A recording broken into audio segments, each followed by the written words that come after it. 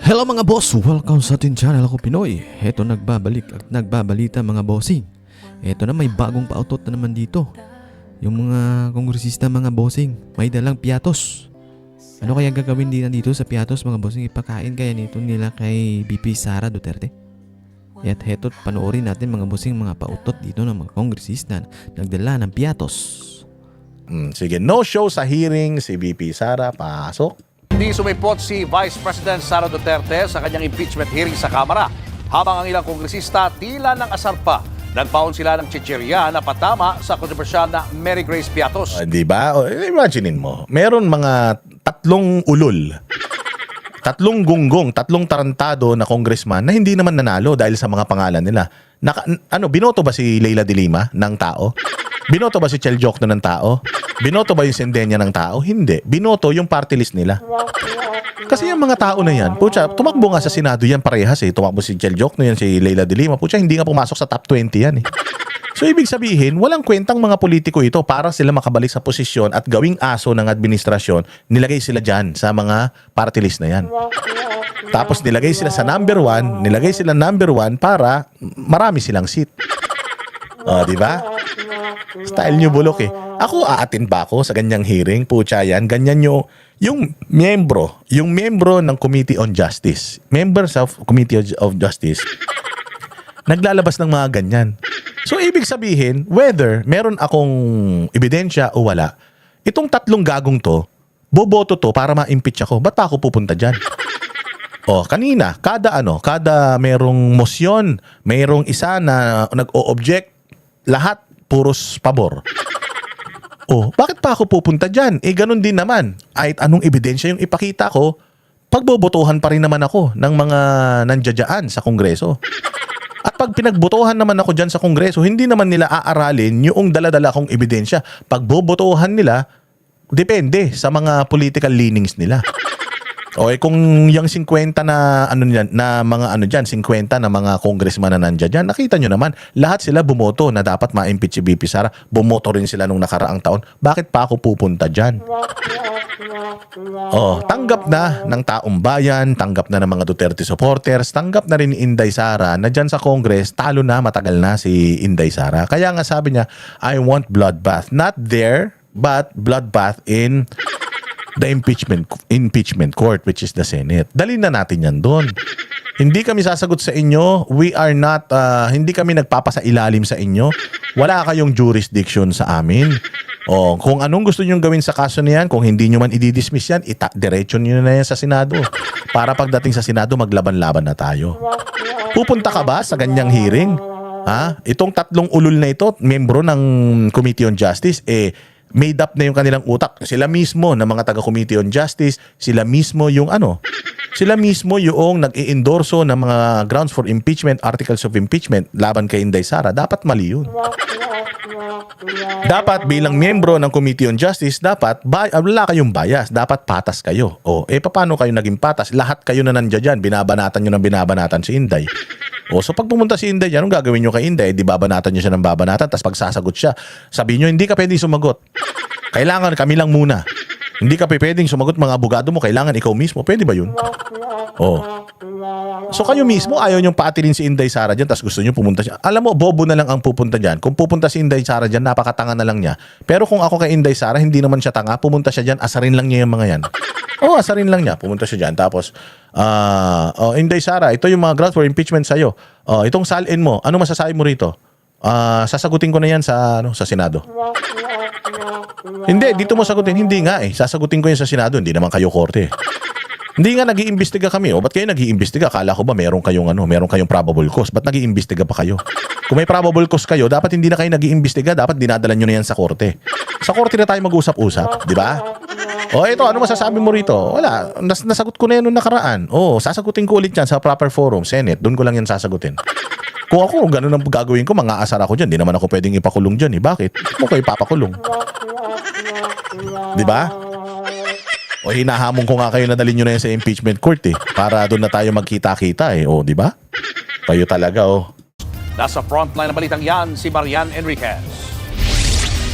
May pwesto, may nameplate at upuan ang House Justice Committee para kay Vice President Sara Duterte pero no show ang bise sa kanyang impeachment hearing. Nagpadala lang ng sulat ang legal counsel ni VP Sara na Fortune Narvasa and Salazar Law. Dito pinuna ng kampo ng bise ang sinabi ng chairperson ng komite na si Congresswoman Jervy Luistro na may tuturing daw na mini trial ang pagdinig ng Kamara. Unconstitutional o labag daw sa saligang batas yan. Senado lang daw kasi ang maaaring tumayong impeachment court. O, totoo naman. Siya mismo ang nagsasabi, si Luistro mismo ang nagsasabi that they will have a mini trial. Mini trial? Is it part of the job of the Congress na magkaroon ng mini trial? No. The only trial na nagaganap sa impeachment is sa impeachment court. Ang Committee on Justice is not a court, is not an impeachment court. Ba't ka magkakaroon ng mini trial? Mini impeachment court ba kayo? Hindi. I-establish nyo lang yung sufficiency in form and substance. I-establish nyo lang yung probable cause. Hanggang dun lang kayo. Hindi kayo pwedeng mag-conduct ng mini trial. Oh. Hindi nyo nga alam kung ano yung trabaho ninyo eh. Tapos papatawag nyo si Inday Sara dyan. We believe that the committee really has no jurisdiction to conduct any form of trial. There was no disrespect intended because in fact, we had responded to the invitation. Sa pahayag pa ng bise, pinababasura niya ang mga reklamo dahil kulang daw ang ebidensya. Welta naman ng mga miyembro ng House Justice Committee, erroneous o mali ang anilay palusot ng kampo ni VP Sara.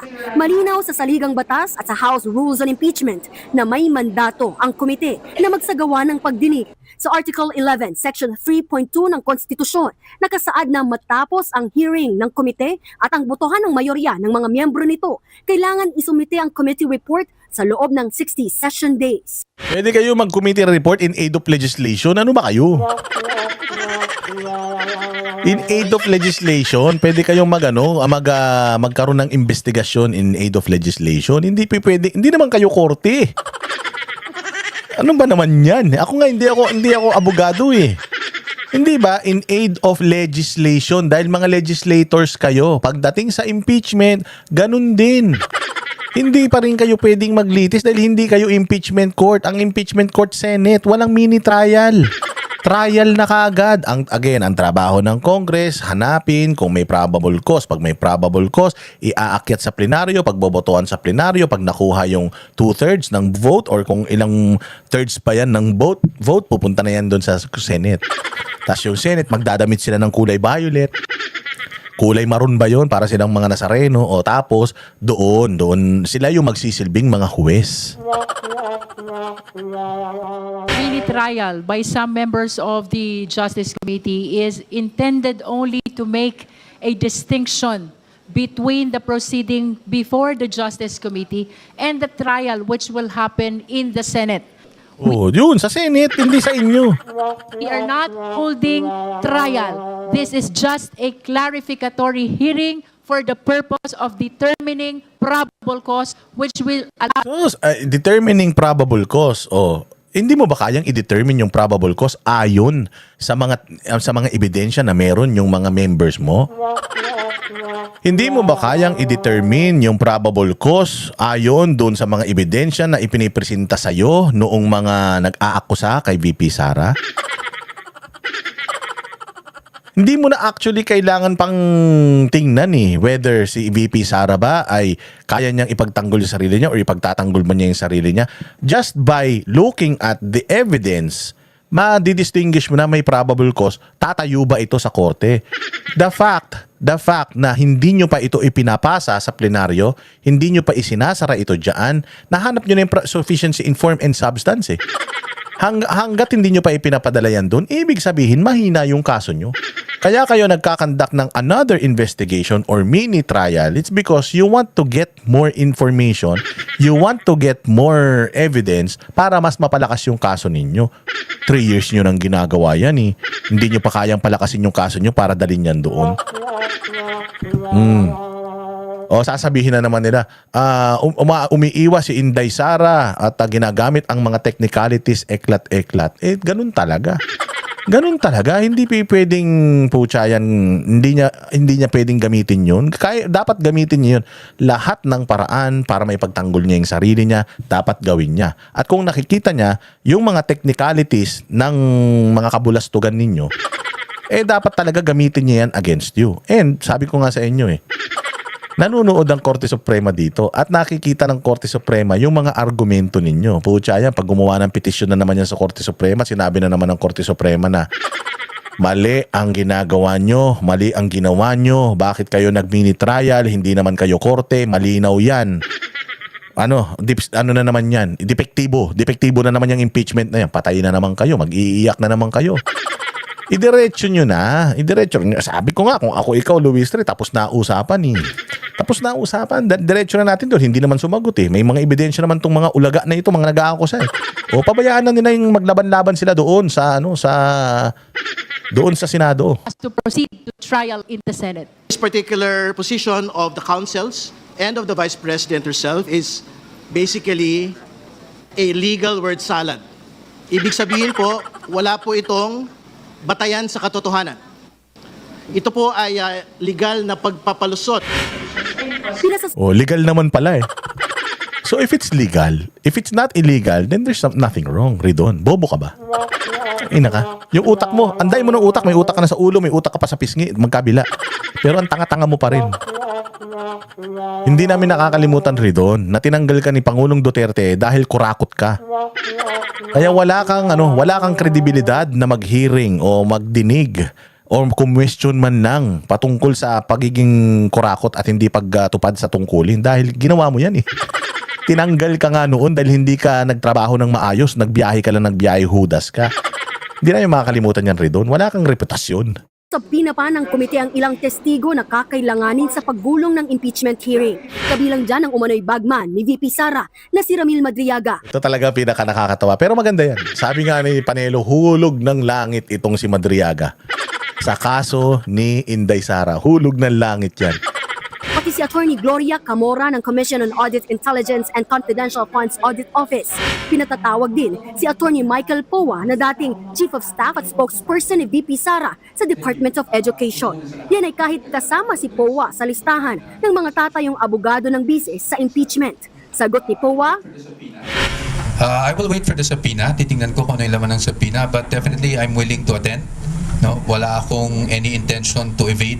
But I will go there as a resource person or witness, whatever they want to qualify or characterize it as such, and I will answer the questions as the best way I know how based on my personal knowledge. pinasasabi na rin ng komite ang mga dokumento sa Philippine Statistics Authority kaugnay sa mga taong tumanggap umano ng acknowledgement receipts ng DepEd at OVP. Kabilang na ang kontrobersyal na si Mary Grace Piatos. Tila may pasaring pangarya ng ilang kongresista diba? Tamo ang corny. Yan lang ang kaya nyong gawin, mang-asar. Itodo nyo na. Oo. Dahil si Inday Sara, ang dami nyo nang ginawa. Ang tatanda nyo na. Ang kukulubot na ng mga balat nyo. Si Inday Sara, beauty pa rin. Si Inday Sara, ang ganda-ganda pa rin. Si Inday Sara, petics. Walang dating yung mga ganyan. Yung mga pa-Mary Grace Piatos nyo, walang dating yan. Pagdating sa Senado, makikilala nyo sino talaga yung Mary Grace Piatos. Mapapahiya kayo. Putang ina, baka magulat kayo. NPA pala, mga kakilala nyo pa. Ingat. Be careful what you wish for. Baka mamaya niyan, ano nyo pa yan, mga kanang kamay nyo pa dati, yung mga nagbibigay ng impormasyon patungkol sa mga komunista, yari kayo. Sige.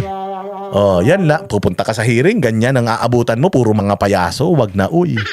Good job, Inday Sara. Sabi ko nga sa iyo, Inday, nakita ko yung mga post ng social media, post ng mga mainstream media.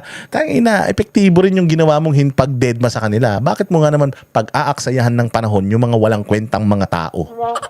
Tama lang yan ginawa mo, Inday Sara, and we are proud of you. Ang talino mo talaga. Sa simpleng, hindi mo lang pagpunta sa imbitasyon nila, na nagsabugan ng mga utak nila. Hindi nila alam kung saan nila kukunin yung mga dagdag na ebidensya na kakailanganin nila para tumayo yung kaso nila dyan sa Senado.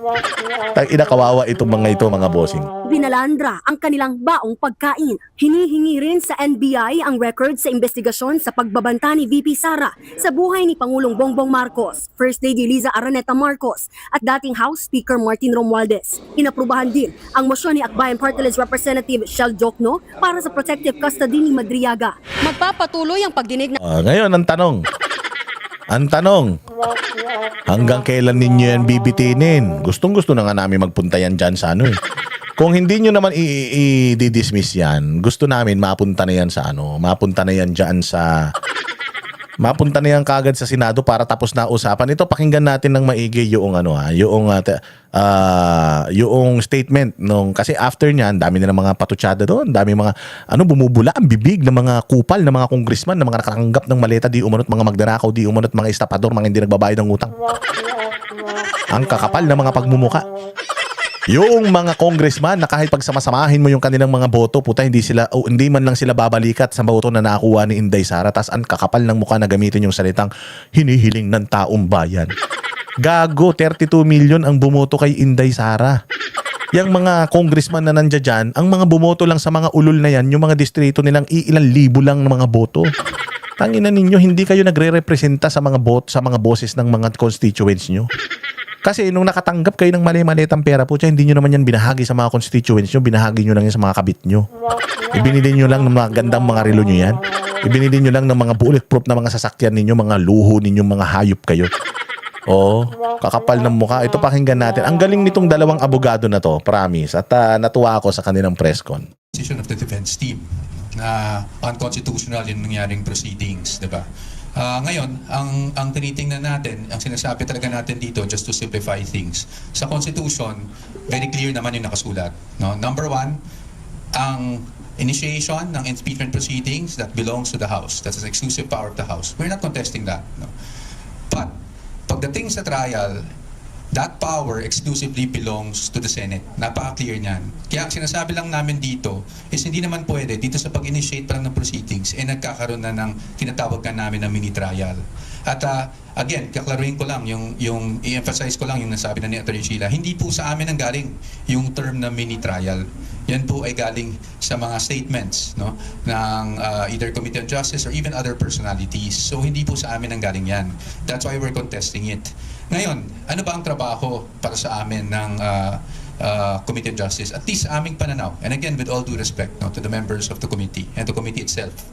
Ang trabaho po ay to determine, sabi nga nila, kung ito ay iaakyat na sa plenaryo at iaakyat na eventually sa Senado, hindi ba? So ang parati namin sinasabi, kahit sa previous interviews ko, ang gagawin lang naman is to evaluate the complaints and the evidence at hand. No? Kung ano yung mga naka-attach na ebidensya doon sa complaint. So yung pagpapatawag ng mga witnesses and all those things. And, diba? Ang linaw-linaw. Evaluate yung reklamo, evaluate yung mga ebidensya, at kapag sufficient na ito, may probable cause, idaakyat na sa plenaryo para pagbotohan. Tapos kapag napagbotohan na ron kung ano yung mangyayari, pag na-impeach sa Congress si VP Sara, diretso na yan sa Senado. Ganun lang yun kadali. Kanina si Terry Ridon tinanong nung ni Rufus Rodriguez ba yun? Basta yun, yung congressman sa CDO.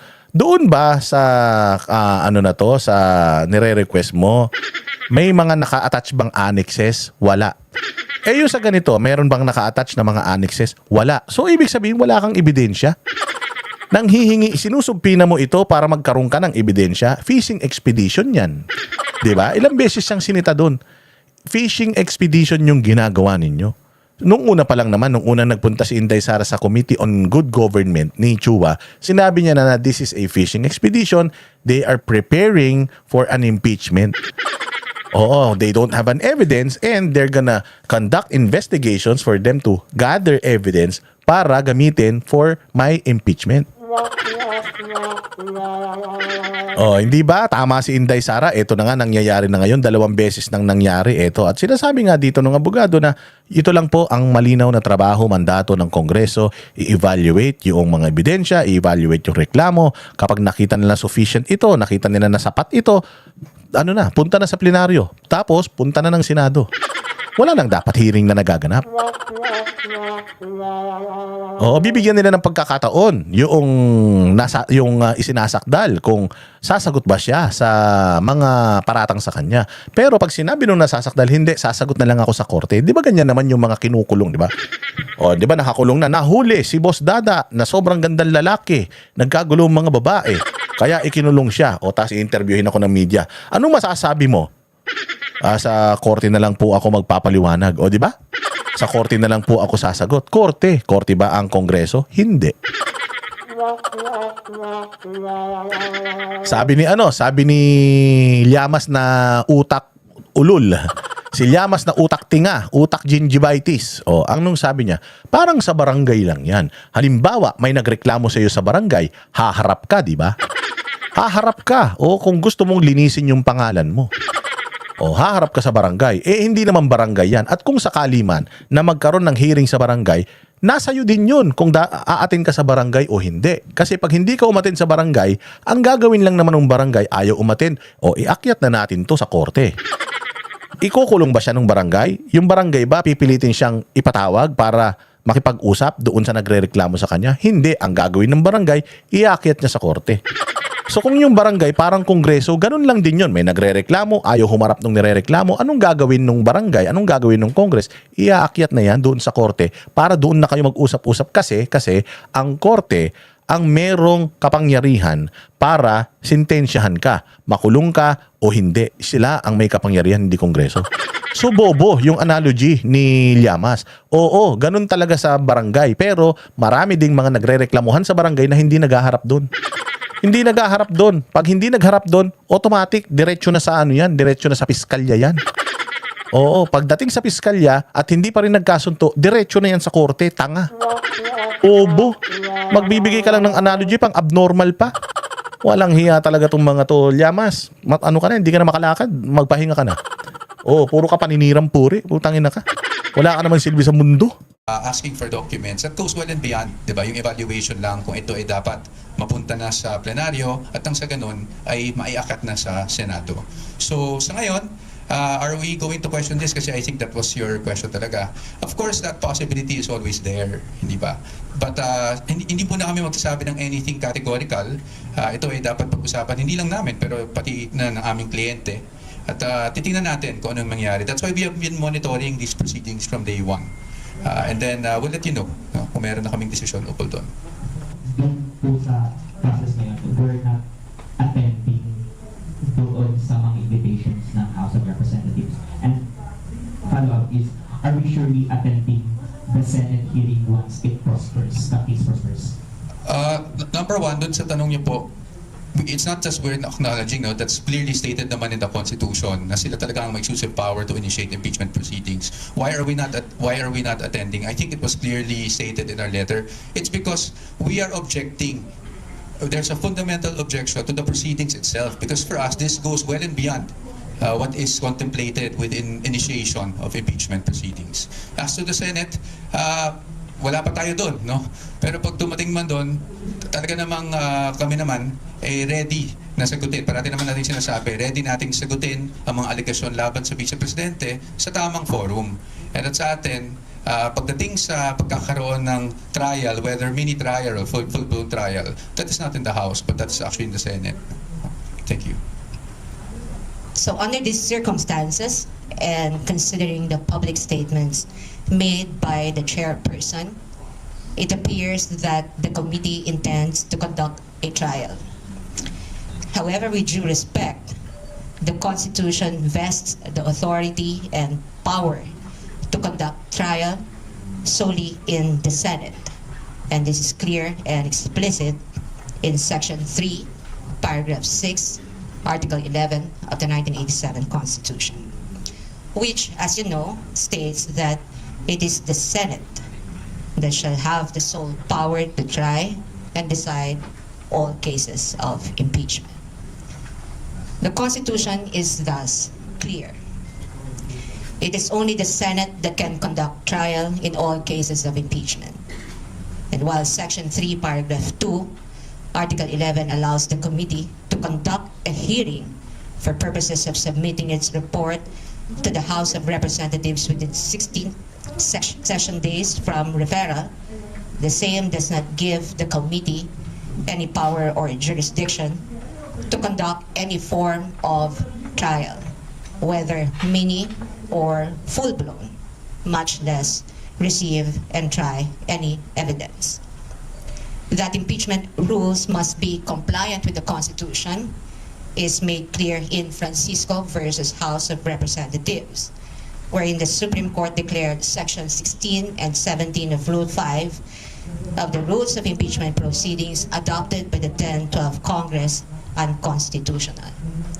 And in doing so, the Supreme Court aptly reminded, it is basic that all rules must not contravene the Constitution, which is It is basic. Ang sakit naman nun. Attorney naman, grabe ka naman magsalita. Ang sakit naman nung it is basic. Basic na nga, hindi pa nila maintindihan. Ano ba naman yan? the fundamental law. In light of these, while the invitation for the respondent and counsel to participate in the committee's mini-trial is well noted, we cannot, however, do so at this point on the ground that the committee and/or the House of Representatives, as well as any of its members, lack jurisdiction to conduct any form of trial or exercise any of its incidents. Absent such jurisdiction, any attempt to proceed in the nature of any form of trial or to invoke powers ancillary to it is unconstitutional. Consequently, the respondent puts on record her objection to any requests, motions, or similar efforts aimed at obtaining or fishing for supposed evidence through processes that necessarily presuppose the existence of lawful authority and jurisdiction under the Constitution, which in this case is absent. As timely stated in the appearance and consolidated answer both made ad cautelam, the respondent does not waive any jurisdictional or other objections she has to these proceedings, nor her right to seek the appropriate legal remedies. Nonetheless, she is prepared to meet the charges against her before the proper jurisdiction. Yon. Linaw. Very simple, very basic. Isa ito sa mga legal remedies, legal remedies that's available for VP Sara Duterte.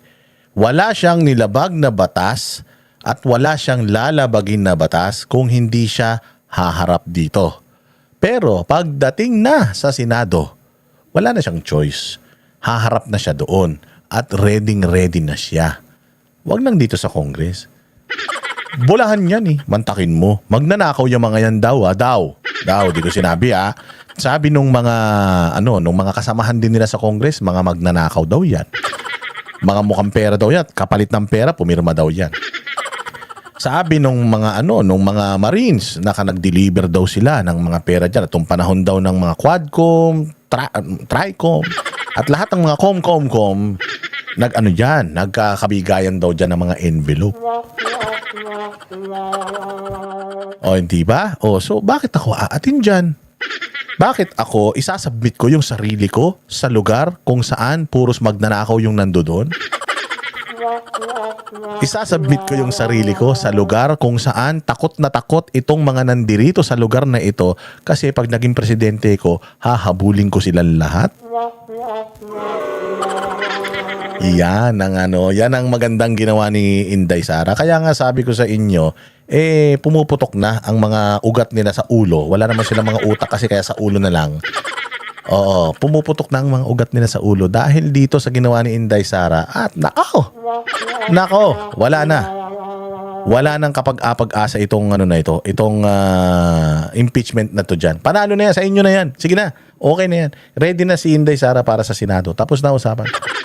Pero the fact na pinatatagal nyo, the fact na pinahahaba nyo, dinidribble-dribble nyo pa yan dyan, utang ina nyo huling-huli kayo sa akto Putya, wala kayong ebidensya Alam nyo na pagpunta niyan sa Senate, mapapahiya kayo lahat Kasi katulad niyan si Leila de Lima.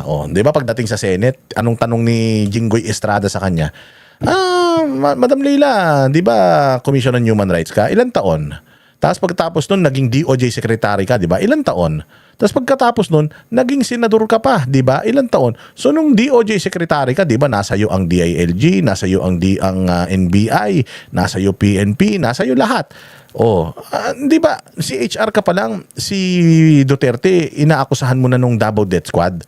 So nung nag-iimbestiga ka, nung CHR ka pa lang, hanggang sa naging DOJ ka, anong nangyari? Ba't hindi mo siya nakasuhan? O kinasuhan mo ba siya kahit isang beses man lang? Anong sabi ni Leila de Lima? Wala, hindi ko siya nakasuhan. Imposible naman. CHR, DOJ. CHR ka ng 3 taon. DOJ ka ng 6 na taon. Naging senador ka pa. O nag-imbestiga pa dito sa Senado. Tapos wala kang naisampa kahit na isang demanda, kahit na isang kaso against Pangulong Duterte dahil sa Davao Death Squad. Anong sabi niya? Kasi walang tao sa Davao na gustong makipag-cooperate. Di ba? Mabibisto sila dyan. Mabibisto sila na pagdating doon, wala talaga silang ebidensya. Katulad si Leila de Lima na sa haba ng panahon, hindi siya nakakita ng kahit isang ebidensya na makapagpapatunay na mayroong Davao Death Squad at hindi siya nakapagsampa ng kahit na isang kaso man lang. Na yun lang ang trabaho niya, binuhos niya, ginugol niya ang buhay niya para magalit ng kay Duterte, pero hindi siya nakahanap at nakagawa ng kahit isang paraan man lang.